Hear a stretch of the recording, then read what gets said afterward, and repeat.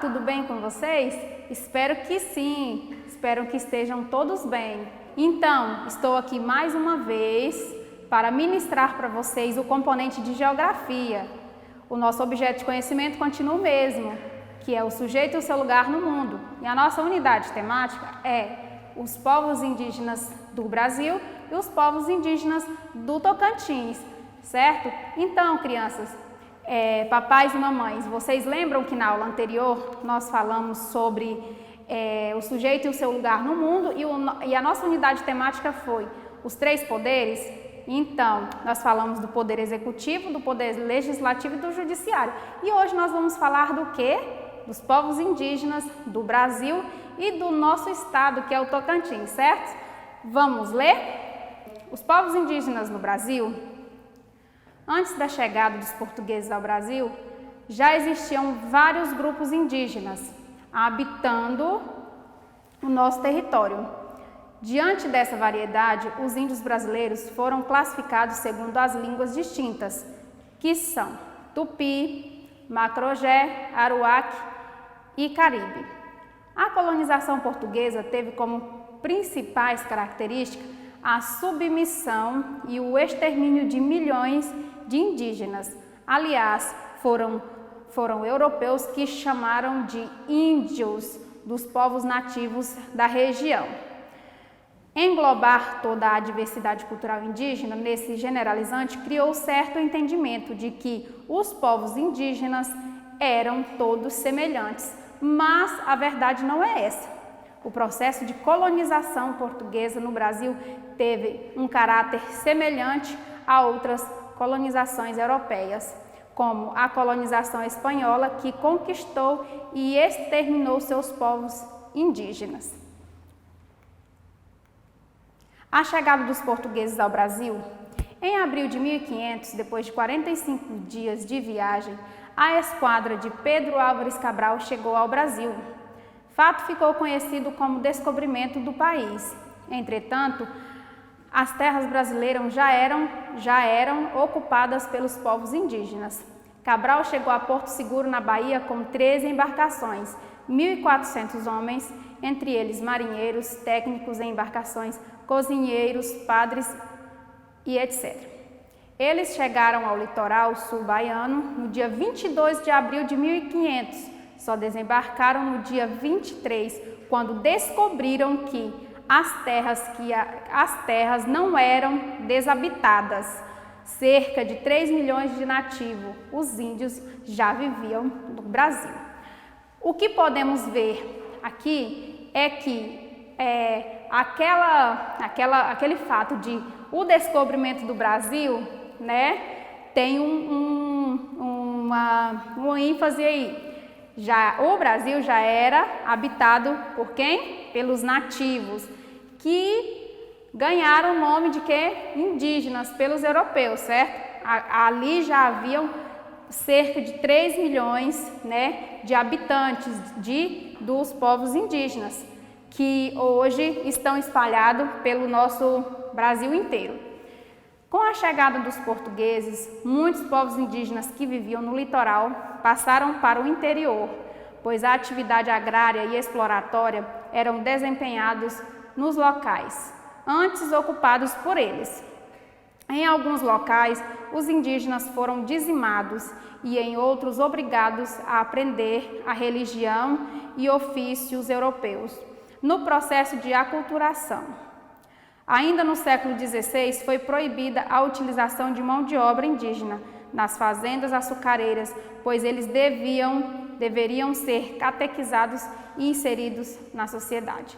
Tá, pelo que podemos ver aqui, os indígenas passaram a trabalhar onde eles habitavam, né, com a chegada dos portugueses, certo?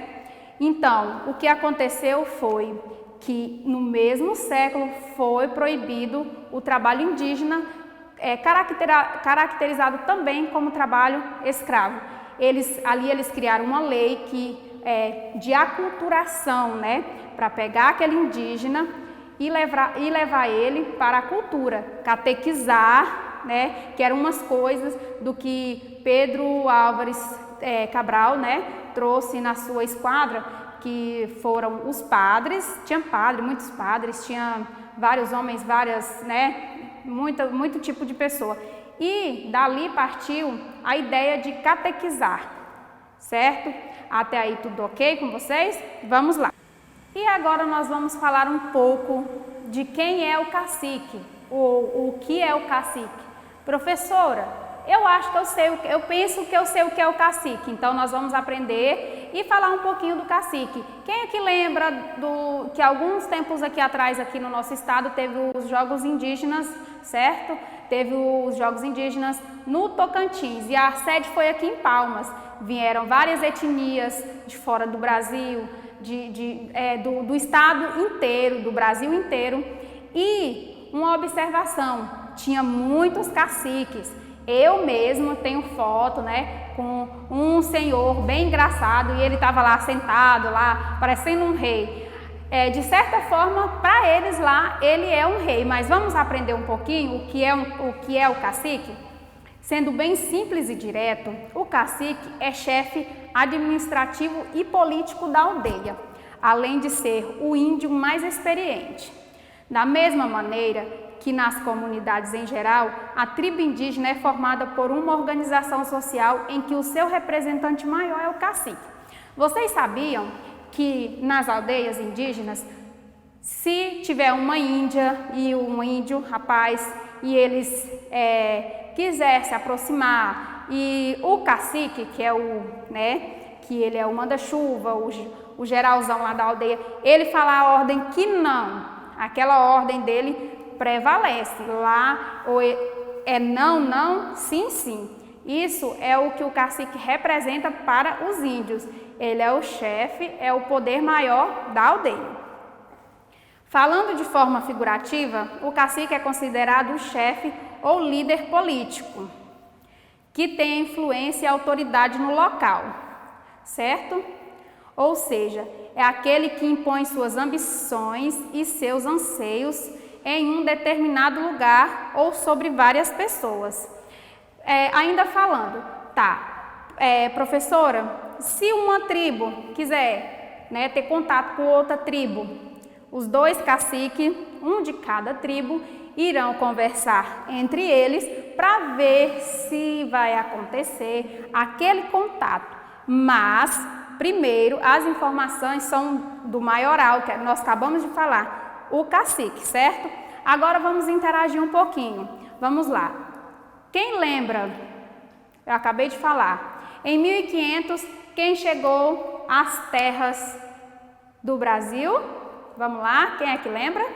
Vamos ver quem é que lembra. Foram os portugueses, foram os alemães, os holandeses, foram os holandeses.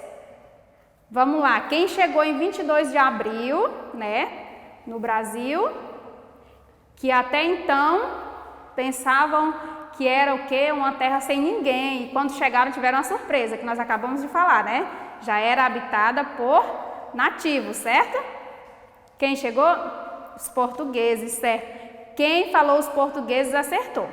O contato entre indígenas e europeus gerou o quê? O que nós acabamos de falar. Vamos relembrar o que gerou? Vamos lembrar um pouquinho, volta lá um pouquinho, o papai, a mamãe ou você mesmo, o que gerou o contato entre indígenas e europeus. O aumento da população indígena, a melhoria na vida indígena, a melhoria nas aldeias, falta de tradição indígena, foi isso que gerou? Ou o extermínio de várias sociedades indígenas? Quem aí lembra? Vamos lembrar lá o que aconteceu com o primeiro contato, Nós falamos que os índios, eles pegaram os índios para trabalhos escravos, para trabalho sem remuneração, trabalhar nas fazendas açucareiras, e por esse fato algumas tribos foi embora ou mudou, ou mudou de local. Então isso gerou o quê? Gerou o quê? O extermínio, isso mesmo, o extermínio de várias sociedades indígenas. O que significa o cacique? Nós acabamos de falar o que significa o cacique. O cacique, ele nada mais é do que o chefe. Resumindo em um todo, o cacique é aquele que manda e desmanda em toda a tribo, seja ela, ou vamos pegar um exemplo aqui da nossa palma, seja a Craô, né, ou a Pinagé, qualquer uma dessa tribo, ela tem o seu representante, certo? Que é o cacique. Os povos indígenas do Tocantins têm uma organização social e política própria, que lhes sustenta, correspondendo a um processo de crescimento demográfico. Professor, o que é crescimento demográfico? Que palavra diferente. Nada mais é do que o crescimento da população, o crescimento populacional, entendeu? É isso que é o crescimento demográfico. E a retomada de seus valores culturais que constituem não somente para o Estado, mas para a humanidade, um patrimônio de diversidades. Eles são defensores de costumes, organizações sociais e tradições culturais bastante diversificadas. No Tocantins, são 8 etnias indígenas existentes. Vamos lá, é a Carajá, eu vou tentar lembrar aqui, porque os nomes são bem complicados. Xambioá, né, que nós temos aqui um estado também com esse nome, Javaé, Xerente, Craô, Canela e Avá Canoeiros. Professora, eu já vi esses nomes em algum lugar. Eu também já vi. Tem as estações de ônibus. Algumas delas ganharam os nomes das tribos indígenas em homenagem, né, às tribos indígenas, certo? E agora nós vamos falar do órgão representante dos povos indígenas, que é a FUNAI. A Fundação Nacional do Índio, a FUNAI, certo? Ela representa todas as etnias indígenas, um todo. Falou em povos indígenas, o órgão representante é a FUNAI, certo? Agora eu vou ler para vocês um pouquinho do que a FUNAI representa.